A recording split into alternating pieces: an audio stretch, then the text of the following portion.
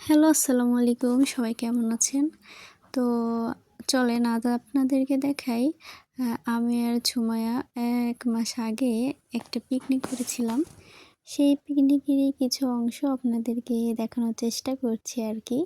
তো এটা কিন্তু আমার শ্বশুরবাড়ি মধুরহারি, ২ দিন পরে ঝাঁটার বাড়ি। যাই হোক।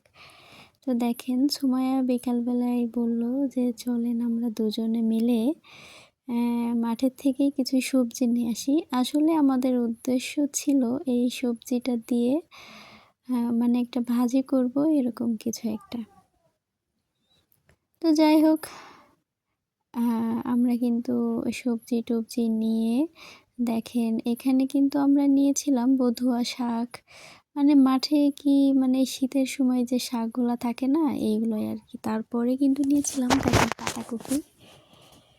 কত সুন্দর না? একদম ফুলের মতোই। ফুলের মতোই কি ফুল। ও এটা তো ফুলকপি না? ভুল বলে ফেলছি? আপনারা কমেন্ট করে জানাবেন আসলে কি বললাম বুঝতে পারি নাই। যাই হোক দেখেন এটা কিন্তু আলভি আর হচ্ছে আমি। আলভি হচ্ছে আমার বাবুর নাম।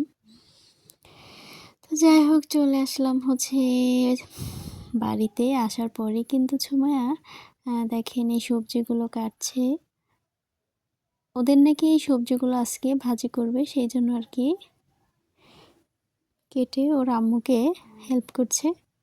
তো দেখেন সুন্দর করে সবজিগুলা কেটে দিচ্ছে, কত সুন্দর করে ওর আম্মুকেও সাহায্য করে। মাশাআল্লাহ, আলহামদুলিল্লাহ। তো আপনারা ভাবতেছেন আজাইরা এসব জিনিস দেখে আপনারা কি করবেন? যাই হোক চলে আসি এখন যাচ্ছে আমাদের ঘরে। আন্ডা সিদ্ধ করতে। তো দেখেন সুমাইয়া কিন্তু ডিম সিদ্ধ করেছে আর আমাদের কথা ছিল আমরা রাতের বেলায় খিচুড়ি রান্না করব, সবজি খিচুড়ি। যে আপনারা আবার ভেবেন না যে ওই সবজিগুলা দিয়েই খিচুড়িটা রান্না করে, আসলে না।